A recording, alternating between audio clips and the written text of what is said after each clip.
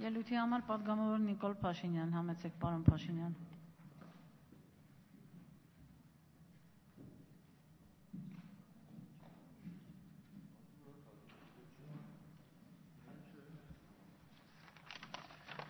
Շնորհակալություն, տիկնայք եւ պարոնայք, Հայաստանի Հանրապետության կառավարությունը բյուջեի ուղերձը մշակելիս օգտագործել է հարվածային բառապաշարի մի հուժկու զինանոց։ Զարգացնել, խթանել, բարձրացնել, հզորացնել, աջակցել, նպաստել, ապահովել, ամրապնդել, կատարելագործել, ընդլայնել, խորացնել, արդիականացնել, ներգրավել, բարեփոխել, վերահսկել, նախապատրաստել, շարունակել, մշակել, կարգավորել, որակավորել, որոշակիացնել, զորացնել, օժանդակել, հանրահռչակել նույնիսկ։ Ահա այն բառերը, որոնք դուք կհանդիպեք բյուջեի ուղերձում։ Հնչեղ այս բառերը, սակայն, բյուջեի նախագծին ամենևին հնչեղություն չեն հաղորդում եւ այդ փաստաթղթին ծանոթանալիս հարց է առաջանում. գործունակ է արդյոք գործող կառավարությունը։ Օրինակ, այս հարցը ինչու է ծագում, որովհետև Հայաստանի առաջ կանգնած ամենալուրջ մարտահրավերի աղքատության կառավարման մասին բյուջեի ուղերձում որևէ բառ չկա։ Մասնավորապես չկա արձանագրում, թե ինչքան է ընթացիկ տարում աղքատությունը Հայաստանի Հանրապետությունում եւ ինչքան է դառնալու այդ բյուջեի ծախսման արդյունքում։ Ֆինանսների նախարարը պատգամավորների մեկի հարցերին պատասխանելիս ասում է, մեր հաշվարկներով 32-33% պիտի լինի։ Եթե նույնիսկ այդպես է, դա պերճախոս վկայությունն է գործող կառավարության ձախողման։ Ինչու՞, որովհետև 2008 թվականին ընդունված կայուն զարգացման ծրագրով նախատեսվում էր, որ 2012 թվականին աղքատությունը Հայաստանում պետք է լինի 14%։ Այսինքն կառավարությունը այս ցուցանիշը 150%-ով մոտավորապես թերակատարել է։ Հիմա արդարացում ունեն, ասում են ֆինանսատնտեսական ճգնաժամը։ Ուրեմն կայուն զարգացման ծրագիրը ընդունվել է 2008 թվականի հոկտեմբերի 30-ին։ Այն օրերին, երբ բոլոր լուրերը սկսվում եւ ավարտվում էին ֆինանսատնտեսական ճգնաժամի մասին, նոր տեղեկություններով, սնանկացումներ եւ այլն եւ այլն եւ այլն։ Այդ ժամանակ երկրագնդի վրա երևի մի մարդ կար, որ ասում էր ուշադրություն մի դարձրեք։ Ինչ ճգնաժամ, ինչ բան, մի խոսեք այդ մասին, այդ Տիգրան Սարգսյանն էր։ Եվ հիմա այդ չխոսալու արդյունքները մենք տեսնում ենք։ Ահա այսպիսի ձախողման։ Խոսում են, ասում են թոշակը բարձրացնելու ենք 15%-ով, ամեն երկրորդ բառը այդ են ասում։ Այդ բարձրացած թոշակը կազմելու է 36,061.8 դրամ։ Վերջին անգամ Հայաստանում ուրեմն հրապարակվել է 2011 թվականի աղքատության ցուցանիշը, 2011 թվականի աղքատության ցուցանիշը, ու այդտեղ այդ պաշտոնական տվյալով աղքատության գիծը 36,158 դրամ է։ Այսինքն սա այն ցուցանիշն է, որից ներքև եկամուտ ունեցող մարդը համարվում է աղքատ։ Այսինքն այս բարձրացող գովական թոշակը նույնիսկ աղքատության գծին չի հասնում, չի հաղթահարում։ Դա 2011 թվականի աղքատության գծից ներքև է։ Իսկ այդ ընթացքում գնաճ է եղել եւ այլն, այդ գիծը հաստատ աճելու է։ Ասում են ուսուցիչների աշխատավարձ ենք բարձրացնում, վերցնենք էլի նույն ցուցանիշը, թե ինչ է գրված ուսուցիչների աշխատավարձի մասով։ Ուրեմն ուսուցիչների աշխատավարձի համար ասվում է, որ միջին հաշվարկային աշխատավարձը 2013 թվականի 144,000 դրամի փոխարեն դառնալու է 146,800 դրամ։ Աճը 4.5%-ը։ Եթե հաշվի ենք առնում, որ հունվարի 1-ից էլ մտնելու է պարտադիր կուտակային բաղադրիչը, 74 թվականից հետո ծնված ուսուցիչների աշխատավարձը այս բյուջեով 0.5%-ով նվազում է։ Չգիտեն այս մասին կառավարության անդամները։ Իհարկե գիտեն։ Հիմա ինչի է ասես տխուր պատկերը։ Որովհետև կառավարությունը փող չունի։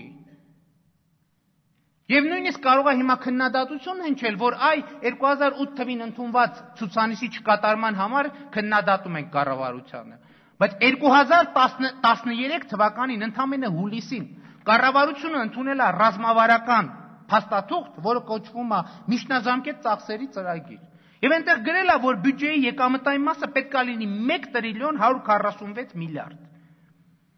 Այսօր այդ ցուցանիշը միանգամից ընդ որում գործնականում անմիջապես հետո սկսել են բյուջեի նախագծի վրա աշխատել ու հենց ընդունել են անմիջապես հետո 11 միլիարդով այդ թիվը նվազեցրել են։ Երեք ֆինանսների նախարարությունն ասում է քաղաքականությունն է փոխվել։ Կներեք այդ քաղաքականությունը ձեր այնքան հաճախ է փոխվում, որ եզրակացությունը մեկն է, ձեր կառավարությունը չունի ռազմավարություն։ Եվ այստեղ մի անգամ այս դահլիճում զավեշտալի դեպք է տեղի ունեցել, կուտակային կենսաթոշակների մասին օրենքի նախագծում փոփոխություն է արվել։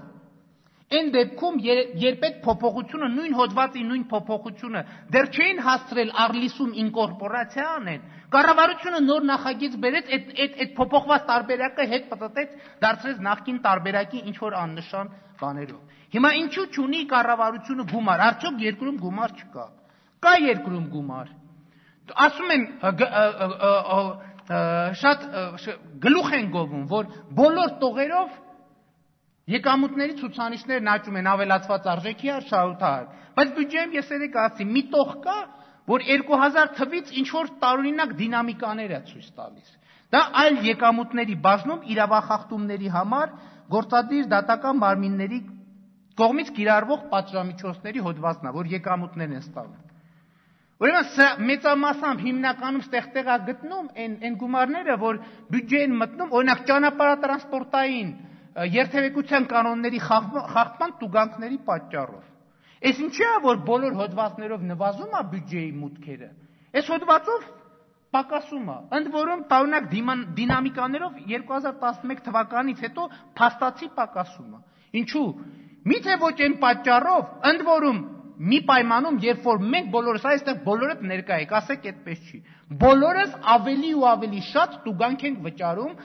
երթևեկության կանոնների համար։ Այդ ինչպես է, որ մենք շատ ենք վճարում, բայց բյուջե քիչ է մտնում։ Պատճառը պարզ է, ինձ համար պարզ է, որովհետև այդ մեխանիզմը մամուլում եւ հանրային գիտակցության բոլորի համար մամուլը ամեն օր գրեթե գրում է, որ այդ փողերը տնօրինում է Սերժ Սարգսյանի եղբայր Ալեքսանդր Սարգսյանը։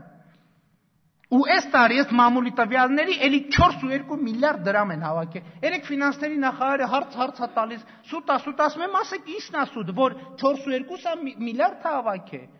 որ Սերժ Սարգսյանի եղբորն է պատկանում, թե որ բյուջեի այս տողը բան է անում, պակասում է։ Այտենց էլ չպատասխանեցիք, էլի սենց ինչ որ բաներ արեցիք, որ ձեզ թվում է, թե ասենք տենց հեշտ է պտտել։ Հիմա գործազրկության հետ կապված ավելի խայտառակ բաներ կան, բայց մի թեթև այդ մասին ասեց, ես առաջ կանցնեմ։ Այսպիսով, տիկնակ եւ պարոնակ, ես դեմ եմ քվեարկելու բյուջեի այս նախագծին։ Որովհետև չեմ կարող կողմ քվեարկել մի փաստաթղթի, որտեղ ուղղակի սենց հնդածս արձանագրվում է, որ զորակոչիկների թիվը պակասել է ու շարունակելու է պակասել։ Աշակերտների թիվը պակասել է եւ շարունակելու է պակասել։ Ծնունդների թիվը պակասել է եւ շարունակելու է պակասել։ Սա ուղղակի հուսահատ անողնաշար բյուջե է, պարոնակ։ Հիմա հարց կարող անջի, միթե այդ ամբողջ 1000 քանի էջանոց փաստաթղթի մեջ մի կետ չկա, որ ինչ որ լավատեսության թեկուս փոքր նշույլ է պարունակում։ Կա մի հատ կետ, որը թեկուս մի փոքր նշույլ պարունակում է։ Այդ կետն է, որ կառավարությունը ռիսկերի մեջ հնարավոր է համարել ներքաղաքական անկայունությունները։ Ճիշտ է, ներքաղաքական անկայունությունը, անկեղծ ասած, այնքան էլ լավ բան չի, բայց երբ որ համատարած ինչ-որ մեկ ճահճային վիճակ է, մարդիկ փորձում են հույս փնտրել արդեն այդպիսի տեղերում։ Էս է պատճառը, որ հանրության շրջանում այստեղ նստած մարդիկ չեն հասկանում, բայց այդ է պատճառը, որ հանրության շրջանում Շանթ Հարությունյանի եւ իր ընկերների գործողությունները հանրության որոշակի հատվածում շատ դրական արձագանքի է արժանանում, որովհետեւ մարդիկ տեսնում են, որ այս կառավարությունը, այս իշխանությունը փոփոխությունների բոլոր ճանապարհները փակում է։ Բայց սա ես ուզում եմ ասել, սա հատուկ պարտավորություն է դնում ընդդիմության վրա, որովհետեւ ընդդիմությունը պարտավոր է ժողովրդին առաջնորդել ոչ թե հուսահատ քայլերի, ընդդիմությունը պարտավոր է ժողովրդին առաջնորդել հաշվարկված քայլերի եւ բերել քաղաքացիական, տնտեսական, քաղաքական հաղթանակների։ Եվ ես ուզում եմ հավատալ, որ Հայաստանի Հանրապետությունում առաջիկայում կձևավորվի քաղաքական, քաղաքացիական ուժերի այնպիսի դաշինք, որը ի վերջո կօգնի ժողովրդին ոչ թե խոսքերով, այլ ռեալ գործերով հաղթահարել այս հուսահատության, այս հուսալքության, այս անհուսության պատը եւ Հայաստանի Հանրապետության քաղաքացիներին օժտել հավատով սեփական ապագայի նկատմամբ։ Շնորհակալություն ուշադրության համար։